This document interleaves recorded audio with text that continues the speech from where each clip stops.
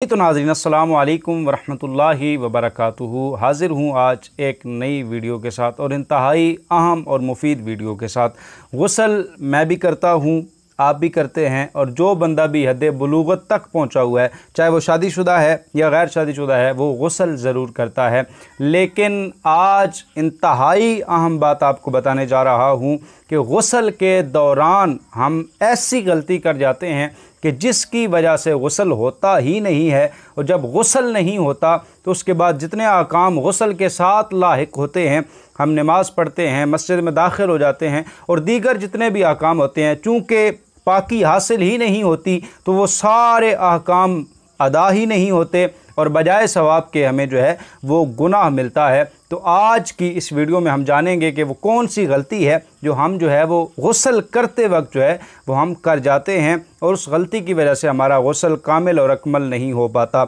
उसकी कई सूरतें हैं, मैं आपके सामने पेश करता हूँ। सबसे पहली सूरत तो ये है कि हमारे यहाँ जो सबसे ज़्यादा गलती की जाती है वो ये की जाती है कि हम जब इस्तिंजा खाने में और गुस्ल खाने में जाते हैं तो हम अपने हाथों को धोते नहीं हैं, और धोए बग़ैर ही अपने हाथों को पानी के बर्तन में डाल देते हैं। उसका क्या नतीजा निकलता है? उसका नतीजा ये निकलता है कि वो जो पानी होता है वो मुस्तामल हो जाता है, और जब वो पानी मुस्तामल हो जाएगा तो उस मुस्तामल पानी से आपका गुस्ल नहीं होगा, क्योंकि मुस्तामल पानी से जो है वो तहारत हासिल नहीं होती। तो जब हम ये गलती कर जाते हैं कि हाथों को धोए बग़ैर उस बर्तन में दाखिल कर देते हैं, तो हमारा सबसे बड़ा नुकसान ये होता है कि वो पानी मुस्तामल हो जाता है, और पानी के मुस्तामल होने के बाद हम उस पानी से ही गुस्ल करते हैं, और उस पानी से हमारा गुस्ल होता ही नहीं है। और उसके बाद यानी गुस्ल के बाद हम जितने भी अहकामात बजा लाते हैं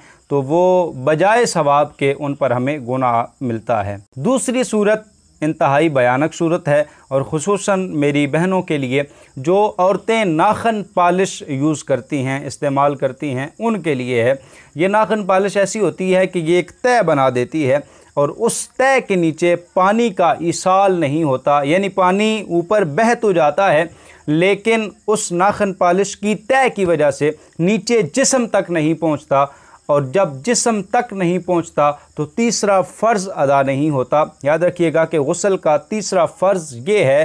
कि पूरे जिस्म तक इस तरह पानी बहाना है कि बाल बराबर जगह भी उससे खाली ना रहे, यानी बाल बराबर जगह भी ऐसी ना रहे कि जहाँ तक पानी का इसाल ना हो। तो जब नाखन पॉलिश लगी हुई होगी और उसके ऊपर पानी बहाया जाएगा, पानी तो आप बहा लेंगे लेकिन पानी जिस्म तक पहुँचेगा नहीं। जब पानी जिस्म तक नहीं पहुँचेगा तो आपका फ़र्ज़ रह जाएगा, और जब फ़र्ज़ रह जाएगा तो गुस्ल नहीं होगा, और जब गुस्ल नहीं होगा तो उसके बाद जितने अहकामात जो गुस्ल के साथ लाहिक होते हैं वो जब हम अदा करेंगे तो वो अदा भी नहीं होंगे, और उन पर उल्टा हमें जो है वो गुनाह भी मिलेगा। और तीसरी सूरत इसकी ये बनती है कि बाज़ औक़ात हमारी औरतें जो होती हैं देहात की, वो आटा जब गूंथती हैं तो उनके हाथों पर और उनके कलाइयों पर आटा लगा हुआ रह जाता है, जो आटा सूख जाता है। याद रखिएगा कि जो आटा खुश्क होकर सूख जाए वो भी पानी को नीचे जिस्म तक नहीं पहुंचने देता।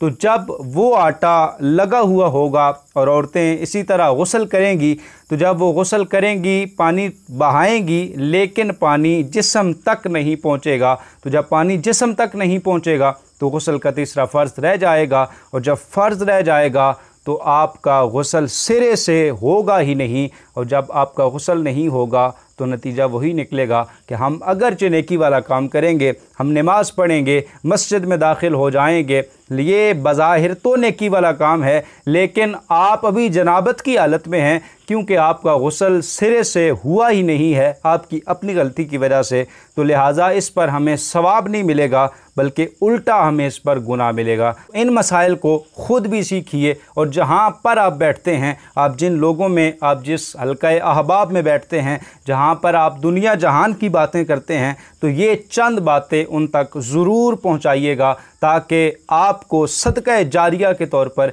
ये इसका सवाब भी मिलता रहे, और आप ख़ुद भी इस पर अमल ज़रूर कीजिएगा। खालिक़ कायनात हमें समझने की तौफ़ीक़ इरज़ा फ़रमाए। अस्सलामु अलैकुम वरहमतुल्लाहि वबरकातुहू।